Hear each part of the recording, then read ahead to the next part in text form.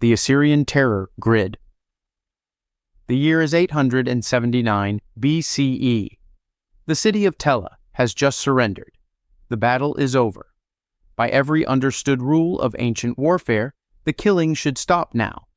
It does not. What happens next is not rage. It is not chaos. It is a program. King Ashurnasirpal II did not hide what he did to conquered cities. He carved it into the walls of his palace at Nimrud in meticulous first-person detail. Historian Mario Liverani, in his 2017 study Assyria, the Imperial Mission, documented something that should have rewritten every military history textbook ever printed. Cities located within visual range of a previous Assyrian terror display showed a statistically measurable drop in resistance. The doctrine worked. Impalement, public flaying, pyramid stacking of severed heads outside the city gates, the skins of rebel leaders draped over the walls they had tried to defend. The royal annals specify exact numbers, thousands impaled at designated positions along approach roads arranged for maximum visibility to the next city down the line. Archaeologist Austin Henry Layard uncovered these inscriptions in 1845. The stone reliefs at Nimrud depict the sequences in panels so methodical they resemble an instruction manual, not a commemoration. Tribute lists record iron stakes as state-funded military equipment alongside swords and siege engines. 300 years of deployment from the Zagros Mountains to the Mediterranean using the same specific combinations of technique. That is not battlefield rage passed down through generations. That is a doctrine. The written source of that doctrine has never been found. Someone buried it. From the carved walls of Mesopotamia, we cross 5,000 kilometers of ocean to a weapon so advanced it consumed entire fleets, and whose formula the empire that created it chose to take to its grave. Greek fire. The year is 672 CE. You are the admiral of an Arab fleet in the Sea of Marmara. Your ships outnumber the Byzantine navy 3-1. You have done this calculation. You know how today ends. Then the bronze tubes mounted on the enemy prows open, and the sea catches fire. Byzantine chronicler Theophanes the Confessor recorded the first deployment of the weapon in his Chronographia, attributing the formula to a man named Callinicos of Heliopolis. Arab fleets at the Battle of Cyzicus lost an estimated 30,000 men across 5 years of failed assault. Emperor Constantine VII, writing in his De Administrando Imperio around 950 CE, was explicit. The formula was classified at the level of imperial succession. Sharing it with any foreign power was an act of treason equivalent to murdering the emperor himself. Anna Komnena, writing in the 12th century, described it burning even on submerged surfaces, clinging to hulls and hands and men who had already jumped into the water.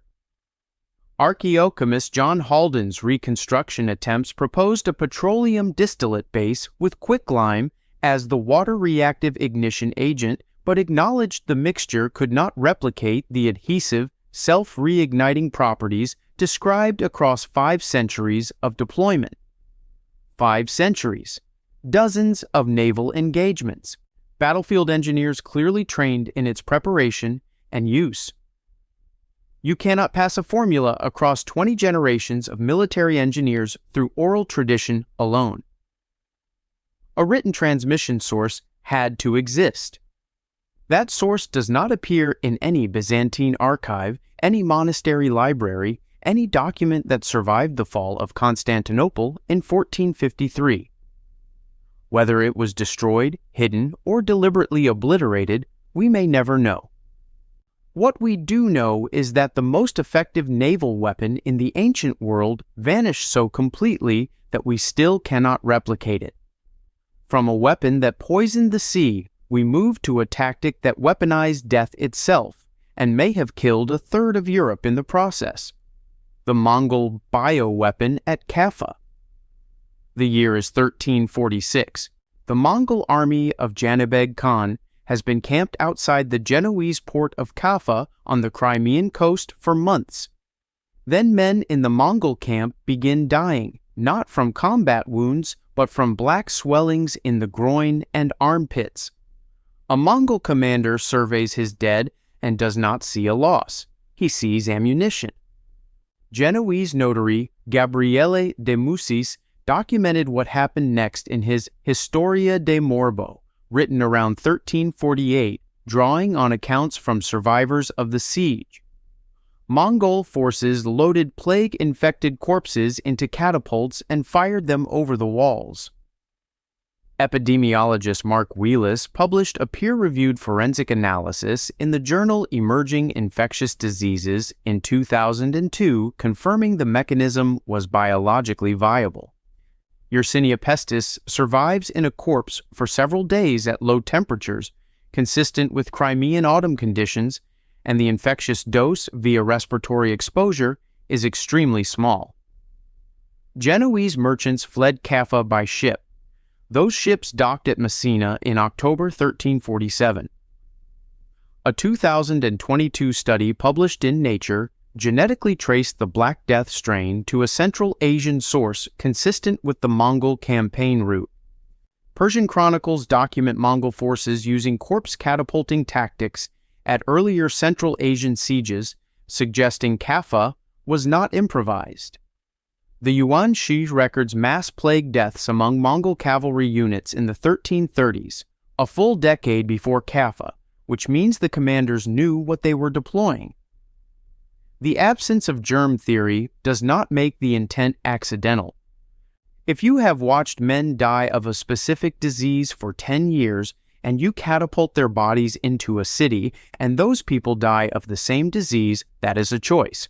No military doctrine ever formally claimed it. No empire that came after wanted to. The tactic that may have killed 50 million people has no author. From a weapon that killed an entire continent, we descend into something quieter and more intimate. A death squad that operated inside its own civilization, against its own people, and was almost perfectly erased from the heroic story that replaced it. The Spartan Krypteia, it is roughly 650 BCE. The harvest is in.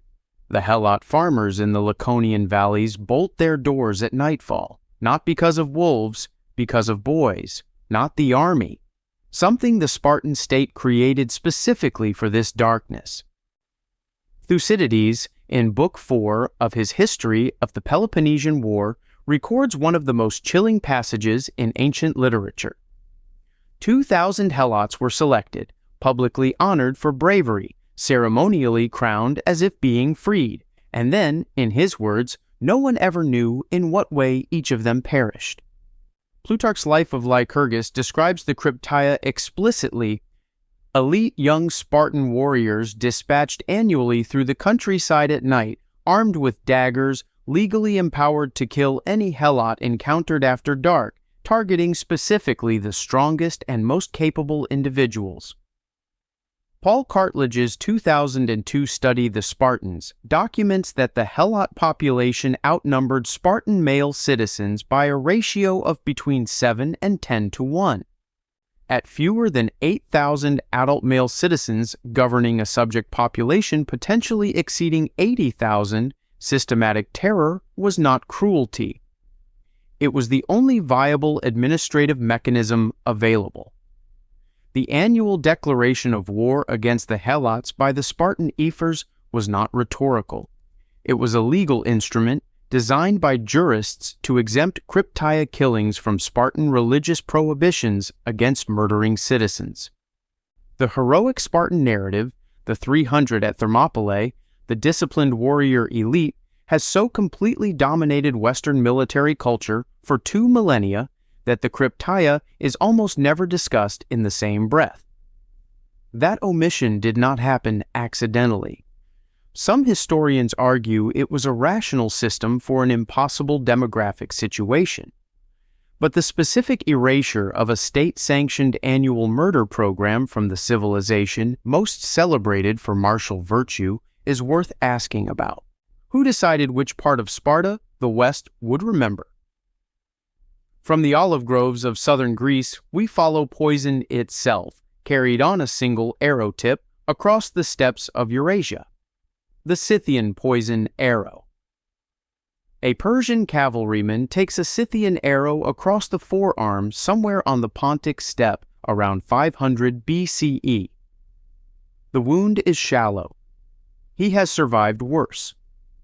He is dead within 48 hours, and the Persian army has no framework to explain what killed him. The compound was described in De Mirabilibus Auscultationibus, a text attributed to Aristotle but now considered by most scholars to be pseudo-Aristotelian. Ovid and Strabo referenced it. What it actually was remained speculation for over 2,000 years until science historian Adrian Mayer subjected the ancient descriptions to systematic toxicological analysis in her 2009 Princeton University Press study, Greek Fire, Poison Arrows, and Scorpion Bombs. Mayer's reconstruction identified the most probable active components as a combination of viperberus venom, decomposed organic tissue fermented to produce clostridial neurotoxins, and plant-derived anticoagulants processed through a multi-step fermentation protocol that essentially created an early biological weapon from wound contamination. A 2017 archaeological chemistry study analyzing residue from Scythian arrowheads recovered from a Kurgan burial near Alexandropol, Ukraine, detected organic compounds consistent with both animal protein degradation products and plant-derived anticoagulants, providing the first physical confirmation of the compound's multi-component nature. Herodotus, in Book 4 of his Histories, records that the Scythians guarded the arrow-making process with lethal secrecy. Non-Scythian observers who witnessed the preparation were reportedly killed. Persian military records from Darius I's failed Scythian campaign of 513 BCE document an abnormally high fatality rate from minor arrow wounds, statistically distinct from other fronts. The Scythians deployed this compound across roughly 6 centuries of continuous military activity. A multi-step fermentation and venom protocol maintained at that scale, with that consistency, is not folk knowledge passed casually between nomadic camps. Someone owned this formula systematically. When Scythian civilization was absorbed into successor cultures, supposedly, not one transmission survived. From a poison designed for a single body, we cross the Atlantic to a system designed to manage an entire rival civilization without ever appearing to do so. The Aztec Flower Wars. The year is roughly 1450. Two armies meet at a designated location on the borderlands between the Aztec Triple Alliance and Tlaxcala in central Mexico. Both sides know the rules. You do not kill if you can capture. The goal is prisoners, not territory. It looks, from the outside, exactly like a religious institution. Military historian Ross Hassig spent years looking at the logistics and concluded it was something else entirely.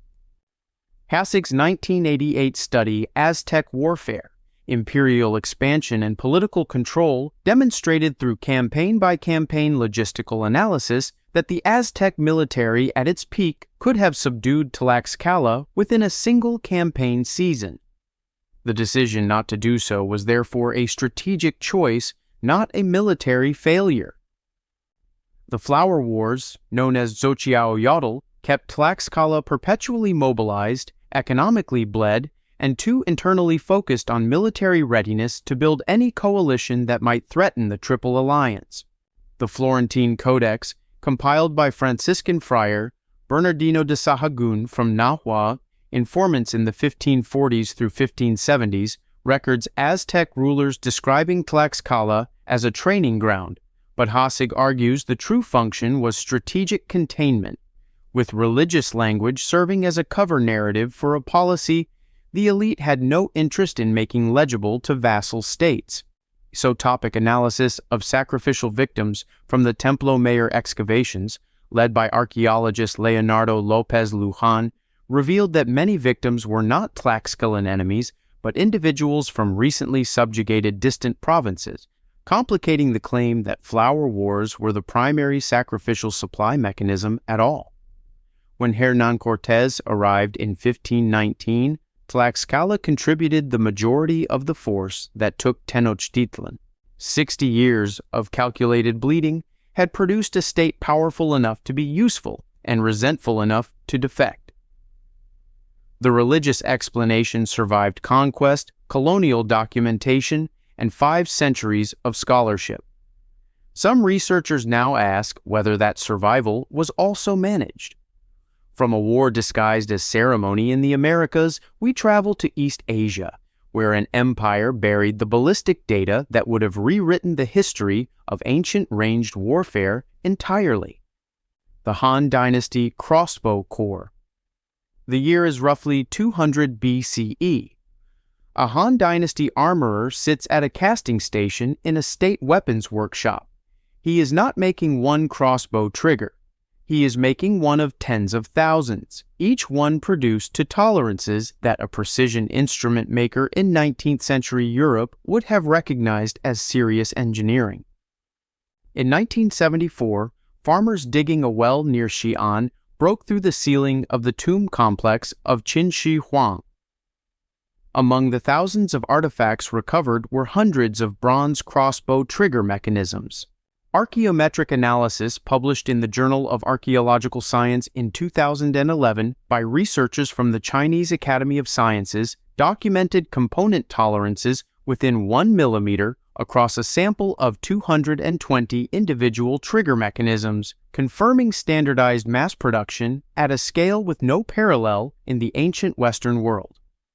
Joseph Needham's Science and Civilization in China, Volume 5, published in 1994, documented that Han Dynasty military crossbows had tested draw weights exceeding 160 pounds, with mechanical advantage geometries implying bolt velocities sufficient for effective engagement ranges approaching 400 to 650 meters. The Mohist military engineering text compiled around 400 BCE describes crossbow emplacements on city walls designed to engage attackers at distances consistent with the upper range of those figures. Han Dynasty census records preserved in the Hanshu list dedicated crossbow corps the Enu Bing at over 180,000 soldiers, the largest specialized ranged weapon force in any ancient army. Administrative bamboo strips recovered from Shuihudi in 1975 document a quality control system in which weapon components bore registry marks linking them to specific workshops and officials who could be legally punished for defective parts. The Hanshu and the Ho-Hanshu both contain passages describing crossbow units holding defensive positions against cavalry at distances the mainstream figure cannot accommodate. Those passages are consistently classified as exaggeration.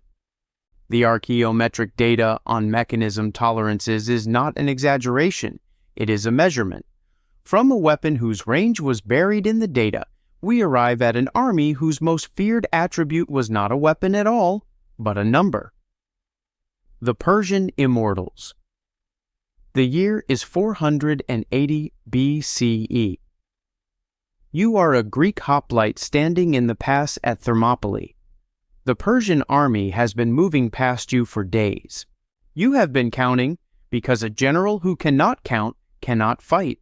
The count never changes. 10,000. Exactly 10,000. Every gap filled the instant it opens. You begin to wonder, quietly, whether these men can actually be killed.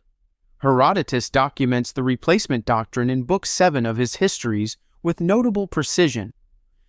The unit was so named because whenever a man fell from their number through death or illness, he was immediately replaced, so the total never dropped below 10,000. The name Athanatoi, the deathless, was not given by the Greeks in awe. It was the Persians' own designation applied before any battle was fought. They named the psychological effect before the campaign began. Victor Davis Hanson, in his 2001 study Carnage and Culture, noted that Greek accounts of Persian army morale consistently referenced the inability to gauge Persian casualties, a psychological effect that directly degraded Greek tactical decision-making at Thermopylae and at Marathon. The Apollina reliefs at Persepolis, carved around 500 BCE and studied extensively by Amélie Court in her 2007 corpus The Persian Empire, depict immortal guardsmen with a visual uniformity of equipment and posture unmatched in any other ancient military iconography. Court's analysis of the Persepolis fortification tablets found detailed administrative rosters with replacement protocols but no operational manual specifying how the constant count was maintained in active combat conditions.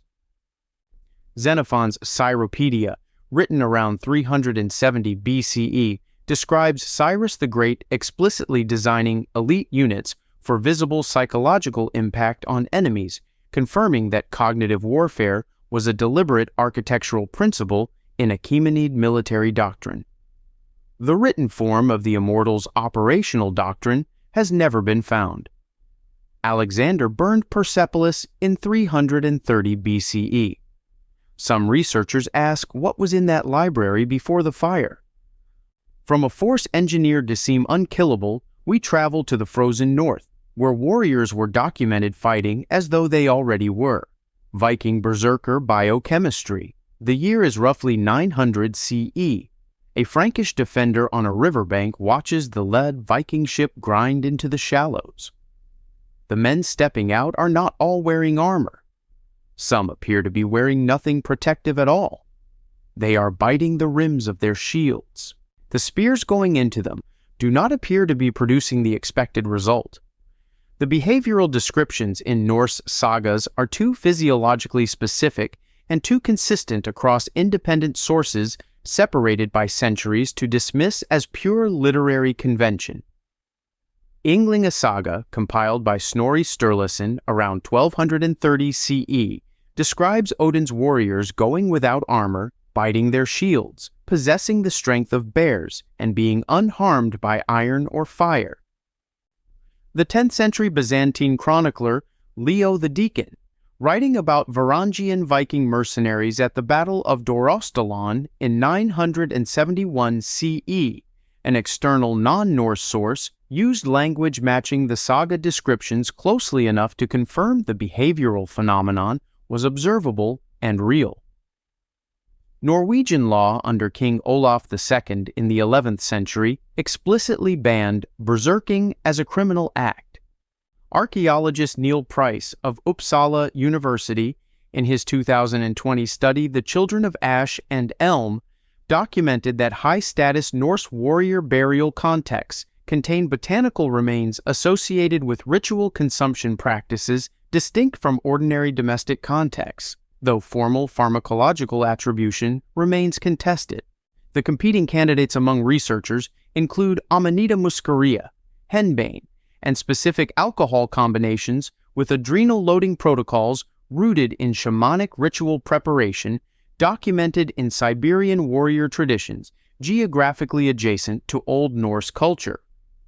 The ban is the detail that matters most. You do not need to legally prohibit a behavior that exists only in mythology. The 11th century Norwegian legal code named berserking as a specific, reproducible, identifiable phenomenon that could be recognized and punished. All that is not a description of a mental state. That is a description of a technology. When Christianity absorbed Scandinavia, that technology was not adapted. It was criminalized. From a formula that was banned when it was discovered, we end with a text that was never formally banned because it was quietly removed before most people knew what was missing. The hidden chapters of Sun Tzu. The year is 1972. Construction workers in Shandong Province, China, break through the ceiling of a Han Dynasty tomb sealed around 134 BCE. Inside, preserved in waterlogged anaerobic conditions, are thousands of bamboo strips covered in ancient script. The world has known the art of war for 2,500 years. It has 13 chapters. The strips in this tomb describe more than 13. The Yingquishan hand tomb strips were formally published by the Shandong Provincial Museum in the journal Wenwu in 1974. The corpus included the oldest known physical manuscript of the art of war, alongside fragments identified by scholars including D.C. Lau, Roger Ames, and Chinese military historian Wu Julong as belonging to tactical material not present in any of the 9 major transmitted versions of Sanzi Bingfa. Among those fragments were passages addressing the operational preparation of incendiary and toxic smoke environments with a specificity that went well beyond the single fire attack chapter retained in the canonical 13-chapter text. The canonical chapter 12, Attack by Fire, is notably the shortest chapter in the received text. The Yingqueshan fragments suggest the operational mechanics surrounding it were once substantially more detailed. Wu Julong, in his 1990 study, Sunzi Jiaoshi, identified at least 50 bamboo strips from the site that could not be assigned to any chapter of the canonical Sun Tzu, but carried the authorial vocabulary and tactical framing of Sun Tzu's compositional style. The transmission history of the text includes the Qin dynasty's book Burning of 213 BCE, which specifically targeted military and philosophical texts, and the Han reconstruction of the canon from copies of variable completeness, meaning the truncation was not a single event, but a process managed across 2 centuries of imperial editing. The chapter on the operational weaponization of fire and chemical smoke is the one that shrank to almost nothing. Of all the tactical domains available to an imperial censor, that is the one that was abbreviated. Some researchers ask whether that was coincidence or whether a text describing the precise preparation of toxic battlefield environments available to any literate military commander in a fractious empire was too dangerous to circulate in complete form. We may never know. What we do know is that the most widely read military manual in human history reached us through an editorial process we did not design and cannot fully audit. 10 tactics, 10 civilizations, 10 centuries, and the same architecture underneath all of them. The most effective military knowledge in the ancient world, the terror grid, the burning sea, the weaponized plague, the state death squad, the invisible poison, the manufactured war, the buried ballistics, the immortal army, the pharmacological warrior, the missing chapters, was not lost. It was managed, classified, abbreviated, legally banned, physically destroyed.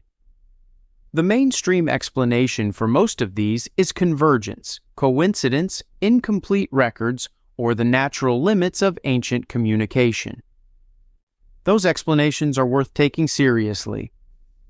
But the pattern of disappearance is too consistent to ignore entirely. What these 10 items share is not just brutality. It is that someone, in each case, made a decision about what the next generation would be allowed to know. Most people walk through the history of warfare and see battles, dates, and monuments to the victors. You made it here. That means you read past the official version.